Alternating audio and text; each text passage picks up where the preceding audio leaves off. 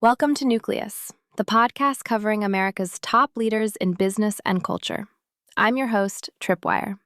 Today on the show, the visionary venture capitalist who placed the first external bet on a Harvard dorm room project that would become the world's most powerful social network.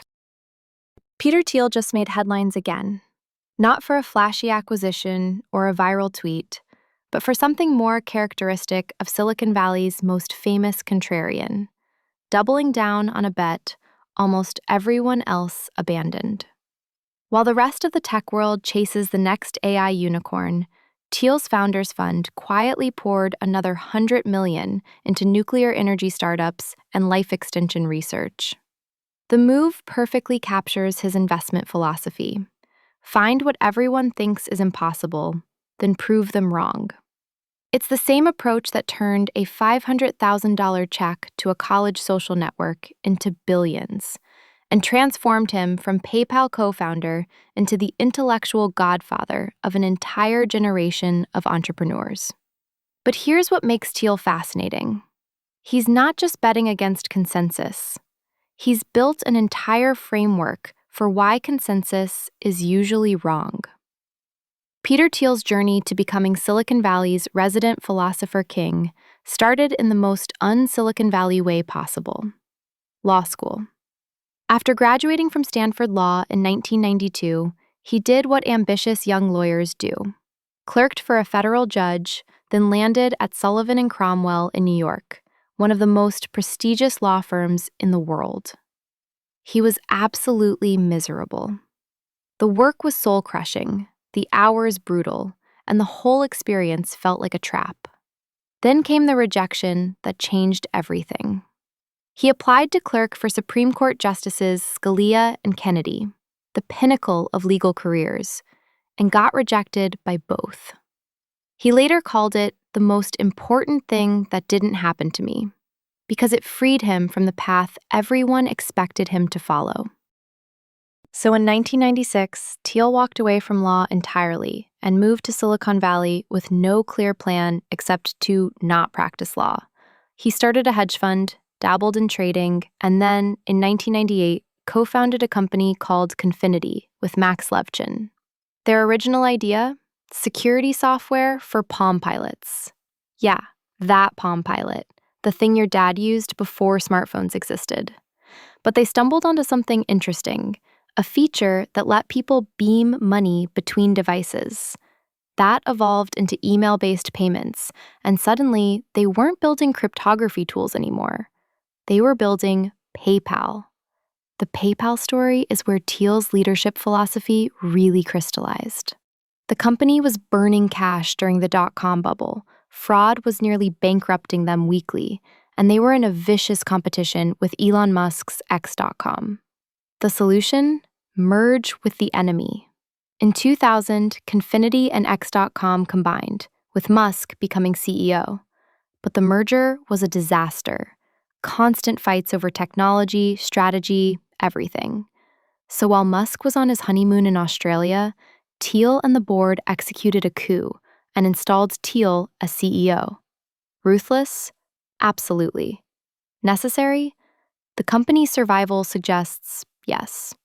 That decision, choosing decisive action over comfortable consensus, became a pattern. My name is Tom Sachs. I'm an artist in New York City. For nearly 2 decades, I have been collaborating with Nike. Nike running is for runners. Nike basketball is for basketball. Nike craft is for everyone else. Under Thiel's leadership, PayPal navigated the dot-com crash, went public in 2002, and sold to eBay for $1.5 billion just months later. But the real value wasn't the exit. It was what came after.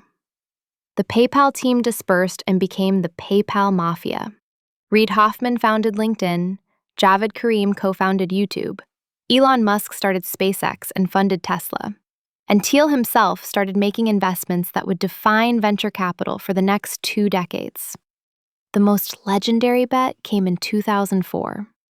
A 20-year-old Harvard student named Mark Zuckerberg had built a social network for college kids. Most investors thought it was a fad.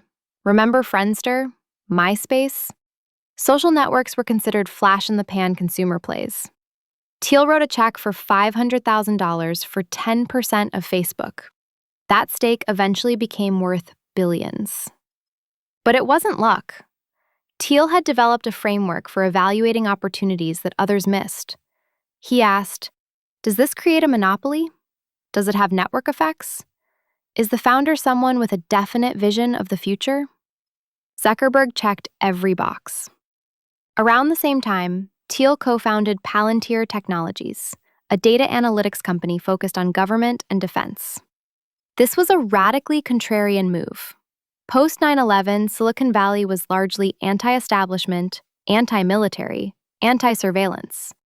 Thiel went the opposite direction, building software to help intelligence agencies find terrorists and help companies detect fraud.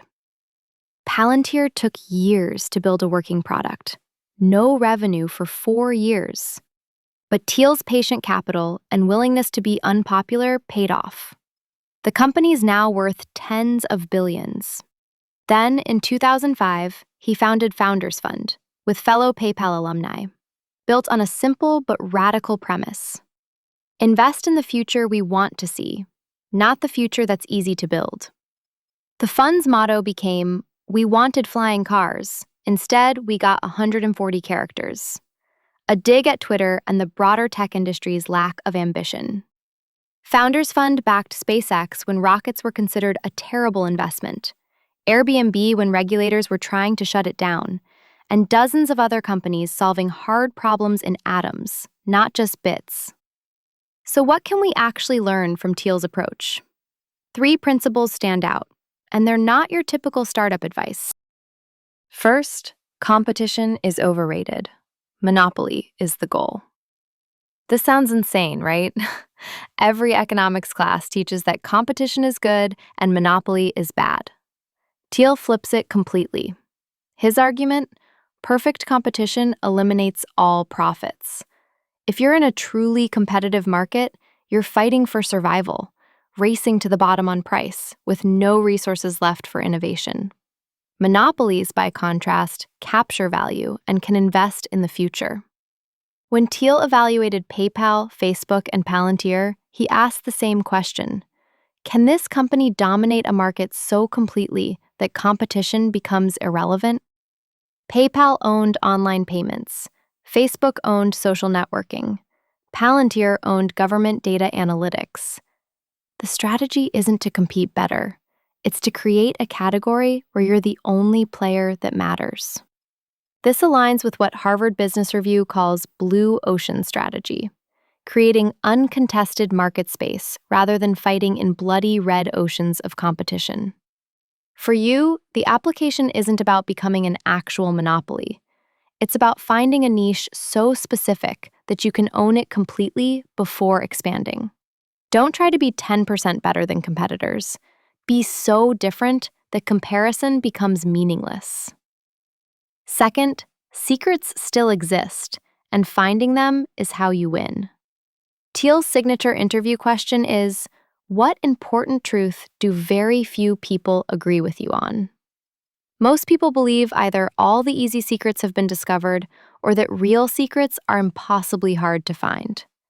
Thiel argues there's a middle ground, important truths hiding in plain sight because everyone's looking in the same direction. The Facebook investment was based on a secret.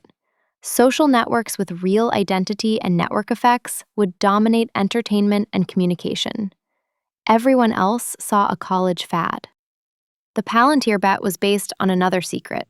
Government agencies desperately needed better data tools and would pay premium prices for them. Everyone else thought government contracts were too hard or morally questionable. Finding secrets requires 2 things: the courage to question consensus and the intellectual rigor to think from first principles rather than by analogy. McKinsey calls this beginner's mind, approaching problems without the baggage of industry assumptions. When everyone in your industry agrees on something, That's your signal to investigate whether they're all wrong together. Building a new product? Temez Labs takes you from napkin sketch to the App Store.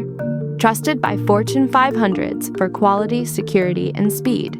Book your free strategy session at temez.ai. Third, definite optimism beats indefinite optimism every time. Thiel divides worldviews into 4 categories. Definite optimism. You have a specific vision of a better future and a plan to build it. Indefinite optimism. You think the future will be better, but don't know how. Definite pessimism. You expect decline and prepare accordingly.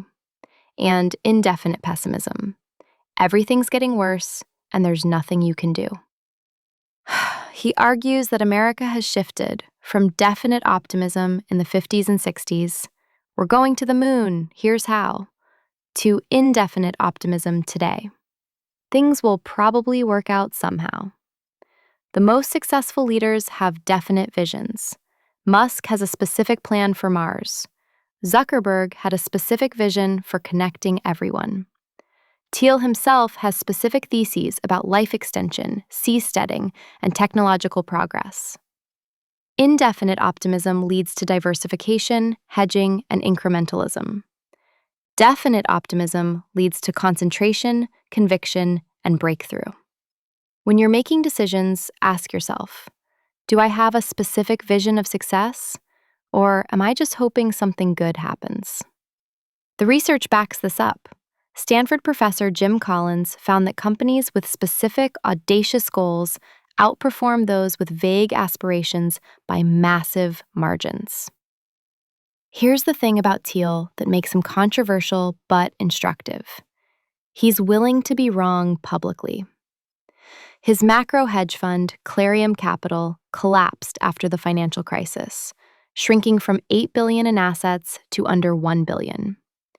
His political views, libertarian, conservative, pro-Trump, alienated much of Silicon Valley. His companies face constant criticism over privacy and surveillance. But he doesn't apologize or pivot to consensus. He doubles down, refines his thinking, and keeps betting on secrets others won't touch. That's not stubbornness. It's conviction based on first principles. So let's distill this into something you can use tomorrow. 3 quick takeaways. First, stop trying to compete. Find a space so specific you can own it completely, then expand from strength. Second, when everyone in your industry agrees on something, that's your cue to dig deeper and look for the secret they're all missing. Third, replace vague optimism with specific plans. Know exactly what success looks like and why your path will get you there. The bottom line? Consensus is comfortable, but rarely profitable. The biggest opportunities live in the space between what everyone knows and what nobody's willing to say out loud. Thiel built a career and a fortune by having the guts to go there first. The question is, what truth are you afraid to bet on? Thank you for listening to Nucleus. You can show our podcast team some love with 5 stars and a follow. Stay hungry, stay foolish.